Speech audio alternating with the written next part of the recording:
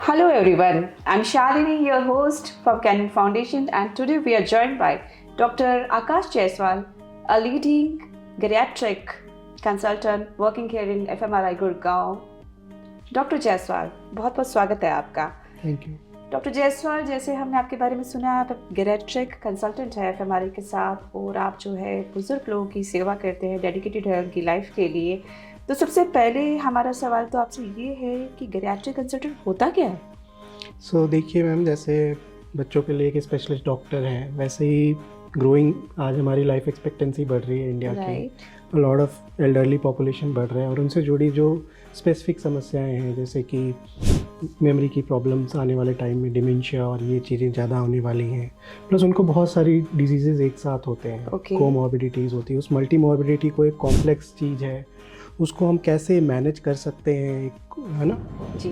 उस चीज़ को हम देखते हैं। प्लस एल्डरली के लिए और भी फॉल्स की प्रॉब्लम ज़्यादा होती है, तो हम उस चीज़ में स्पेशलाइज करते हैं कि हम एल्डरली से जुड़ी सारी प्रॉब्लम्स को एक कॉम्प्रिहेंसिव वे में एसेस करते हैं और उसको मैनेज करते हैं। Very nice. सो डॉक्टर आकाश, जैसे कि आपने बताया, आप बुजुर्गों की सेवा करते हैं, आप एल्डरली केयर करते हैं। आज हम बुजुर्गों से जुड़ी कुछ बीमारियों के बारे में बात करेंगे, जिसमें सबसे ज़्यादा कॉमन आता है वायरल इलनेस जी। और यहाँ ये कहें कि आजकल जो हमारी पूरी दुनिया को, एक सोसाइटी को डरा रखा है एक नए वायरस ने, कोरोना के बाद HMPV वायरस। तो ये वायरस और HMPV वायरस, ये डिफरेंट कैसे है और ये बुजुर्गों को कैसे हिट करता है? तो HMPV वायरस कोई नया वायरस नहीं है। ये काफ़ी टाइम से हमारे इन्वायरमेंट में प्रेजेंट है और हम इनसे बचपन में इन्फेक्ट भी हो चुके होंगे। 2001 में इसकी पहली बार इसको आइसोलेट किया गया था नीदरलैंड्स में, और ये 50 साल से प्रेजेंट है हमारे इन्वायरमेंट में। जनरली इसको बच्चे इससे इन्फेक्ट होते हैं, हम सब भी इससे इन्फेक्ट हो चुके होंगे किसी न किसी टाइम पे। तो इससे उस तरह का डरने की बात नहीं है, क्योंकि ये वैसा नॉवेल वायरस नहीं है जैसा कोरोना था, जिसके लिए कोई इम्यूनिटी नहीं है हमारे शरीर में। इसके लिए हमारे शरीर में इम्यूनिटी है और ये नॉर्मल कॉमन फ्लू, कोल्ड जैसा प्रेजेंट कर सकता है। हाँ, पर जो वल्नरेबल ग्रुप्स हैं, जिसमें हम बच्चों की बात करते हैं, प्रेग्नेंट फीमेल्स की बात करते हैं, एल्डरली पॉपुलेशन की बात करते हैं, खास करके ऐसे लोग जिनको कोई लंग की बीमारियां हैं, जैसे कि COPD या अस्थमा है, या उनको हार्ट या लिवर की बीमारियां हैं, या कोई इम्यूनोसप्रेसेंट ड्रग्स पे हैं, ऐसे लोग कैंसर की कीमोथेरेपी पे, ऐसे लोगों में थोड़ी सीवियरिटी ज़्यादा हो सकती है इसके इन्फेक्शंस की। अदरवाइज हम ज़्यादातर केसेस में इसको रूटीनली टेस्ट भी नहीं करते हैं। तो डॉक्टर जायसवाल, जैसे ने बताया कि ये कहीं ना कहीं जो है 5 साल से नीचे बच्चों को, और आई थिंक 60-65 जी के अबव थोड़ा उनको ख्याल रखने की जरूरत है। राइट। इसके अलावा और कौन सी कॉमन वायरल इलनेस जो होती है वो हमारे बुजुर्गों में आती है, जिसको हमें ध्यान में रखना चाहिए? जी मैम, बिल्कुल।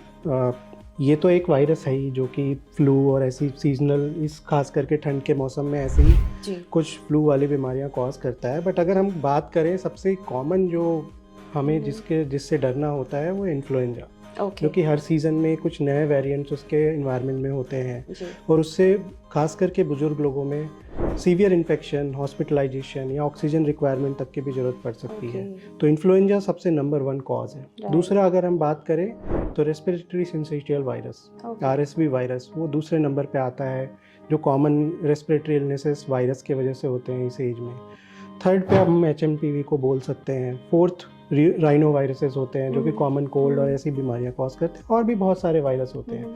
तो मुख्यतः ये 4 वायरस होते हैं जो हमारे रेस्पिरेटरी इलनेस कॉज करते हैं, और ख़ास करके एल्डरली और इम्यूनो कॉम्प्रोमाइज्ड इंडिविजुअल्स में थोड़ा इनमें सीरियस या सीवियर इन्फेक्शन करने का रिस्क होता है। Okay doctor Jaiswal, next question comes कि ये HMPV वायरस या वायरल इलनेस कैसे प्रभावित करती है हमारे बुजुर्गों को? जी मैम, तो जैसे नॉर्मली क्या होता है, ये हमारे अपर रेस्पिरेटरी ट्रैक्ट को इन्वॉल्व करती हैं। तो फीवर, कफ, स्नीजिंग, नोज ब्लॉक, ऐसे कुछ कोल्ड वाले सिम्टम्स हो सकते हैं। बट अगर इनकी हम बात करें खास करके एल्डरली पॉपुलेशन में, या जो भी रिस्क ग्रुप्स हमने डिस्कस किए थे, उनमें ये लंग्स में जाके निमोनिया भी कॉज कर सकती है। और कई बार क्या होता है कि एल्डरली पॉपुलेशन में कुछ एटिपिकल प्रेजेंटेशंस भी होते हैं। पेशेंट को कन्फ्यूजन हो सकता है, लेथार्जी हो सकती है बहुत ज़्यादा, इलेक्ट्रोलाइट इम्बैलेंस हो सकते हैं। तो एज ए जेरियाट्रिशियन या जो भी एल्डरली पेशेंट्स को टैकल कर रहे हैं, हमें उन साइंस को भी ध्यान देना होता है कि एटिपिकल प्रेजेंटेशन ऑफ कोई वायरल इलनेस तो नहीं है। ओके तो अब बात करते हैं कि आपने बताया कि किस तरीके से प्रभावित होते हैं, क्या लक्षण आते हैं। तो अब बात करते हैं कि क्या उपाय, क्या हमारे पास समाधान है कि हम कैसे बचा सकते हैं। जी, सबसे ज़रूरी है बचाव। ठीक है, ट्रीटमेंट, क्योंकि ज़्यादातर वायरल इलनेसेस के लिए कोई स्पेसिफिक दवाइयाँ नहीं होती। हम बात कर रहे हैं HMPV एंड वायरल इलनेस के बारे में। वायरल इलनेस के बारे में हम बात कर रहे हैं। इन्फ्लुएंजा को छोड़ दें, जिसके अगेंस्ट कुछ स्पेसिफिक एंटीवायरल दवाइयाँ हैं। ज़्यादातर और वायरल इलनेस में कोई स्पेसिफिक दवाइयाँ नहीं होती हैं। तो हमें सबसे ज़रूरी होता है कि हम बचाव करें। बचाव में सबसे ज़रूरी है हैंड वॉशिंग, जो कि काफ़ी इग्नोर्ड भी होता है। तो हमें जो भी, अगर हमारे घर में एल्डरली हैं या कोई भी रिस्क ग्रुप्स हैं, बच्चे हैं, प्रेग्नेंट फीमेल्स हैं, खास करके इवन सबको हैंड वॉशिंग का खास करके ध्यान देना चाहिए। हम घर से बाहर से आते हैं, हमें अपने हैंड वॉश करने चाहिए। हमें सैनिटाइज़र्स का यूज़ करना चाहिए अगर हम एल्डरली पेशेंट्स के पॉपुलेशन के साथ डील कर रहे हैं।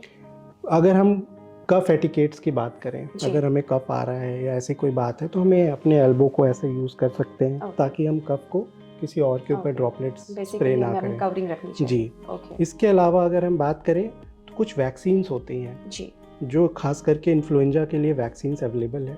हर साल कुछ नए स्ट्रेन्स इन्वायरमेंट में होते हैं, उनकी स्पेसिफिक कुछ वैक्सीन्स होती हैं। वो खास करके इन्फ्लुएंजा से बचाव करती हैं। 50 से 60% तक इन्फेक्शंस और हॉस्पिटलाइजेशन से बचाव कर सकती हैं। तो ऐसे केसेस में हमें ये वैक्सीन साल में अक्टूबर या नवंबर के महीने में हर एल्डरली को लगवा लेना चाहिए। तो ये वैक्सीन्स हो गई। इसके अलावा हमें डाइट, हम खाने में प्रोटीन की मात्रा अच्छी रखें।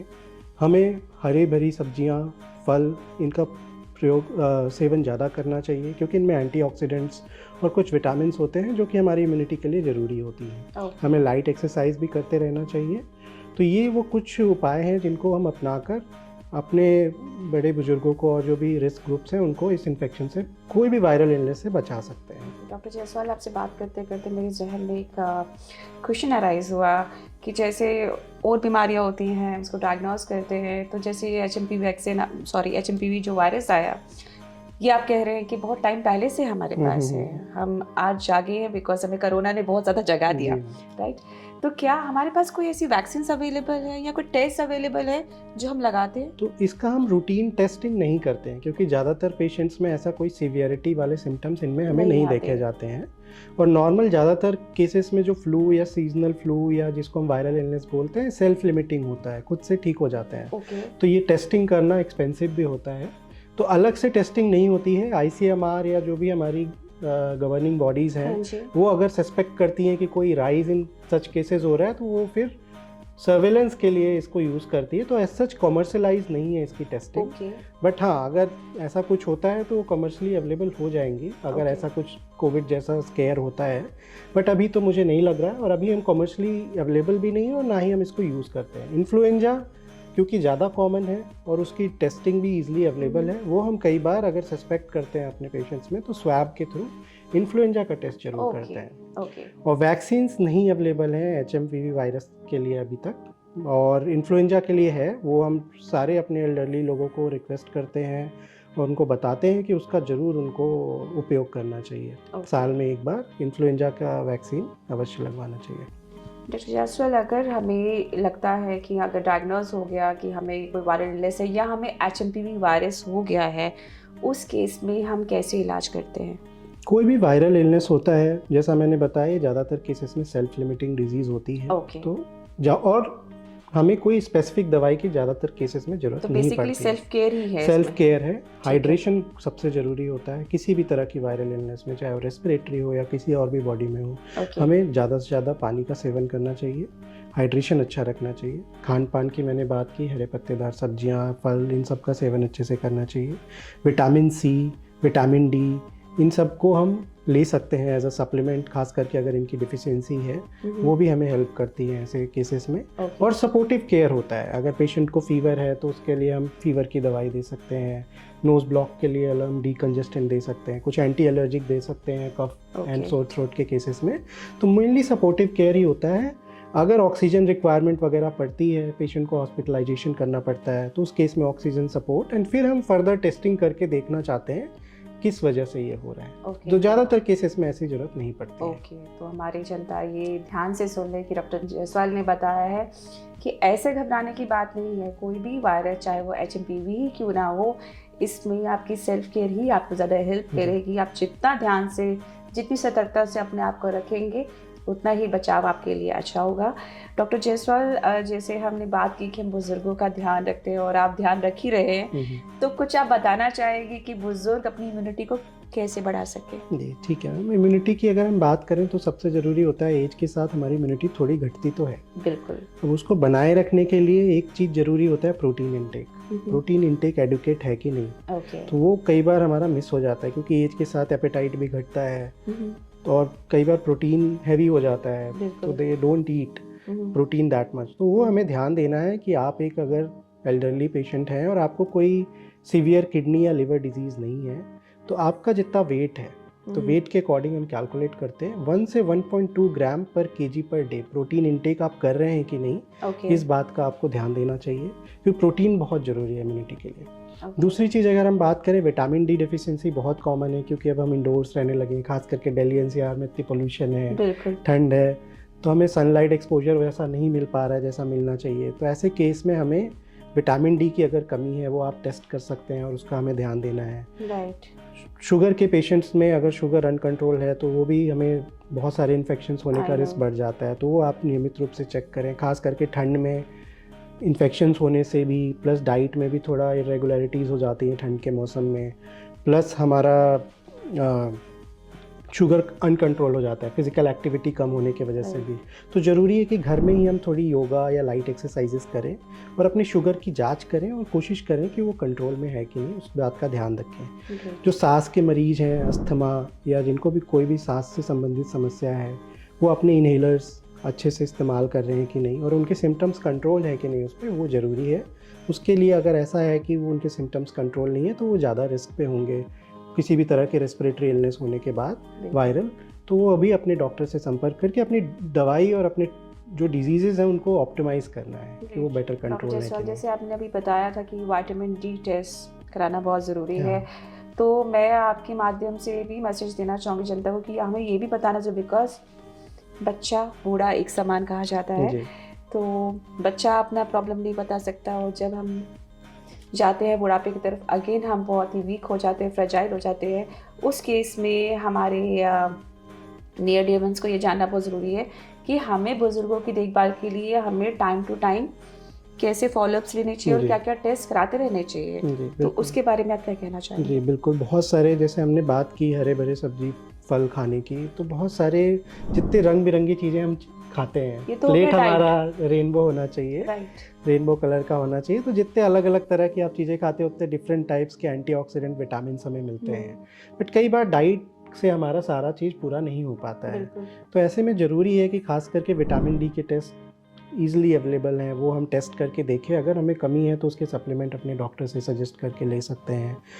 खास करके वेजिटेरियन डाइट जिनकी है उनको B12, फोलेट, इन कुछ विटामिन की कमी होना काफ़ी रिस्क कॉमन होता है, तो इसके भी हम सप्लीमेंट्स दे सकते हैं क्योंकि अगर एक इम्यूनिटी जो है ना एक कंपोजिट है, बहुत सारी चीज़ें मिलके हमारी शरीर की इम्यूनिटी को इम्प्रूव करती है। अगर कुछ भी उसमें मिसिंग होता है तो एक चैनल ब्रोक हो जाता है एंड फिर हमारी इम्यूनिटी को इम्पैक्ट करती है। इसी तरह विटामिन ई हुई, जिंक हुआ, सेलेनियम हुआ, बहुत सारे माइक्रो न्यूट्रिएंट्स होते हैं जिनकी ज़रूरत होती है हमें, तो वो आपके डॉक्टर आपको सजेस्ट करके बता सकते हैं अगर आपको कुछ अलग से डाइट के अलावा सप्लीमेंट्स लेने की ज़रूरत होती है कि नहीं।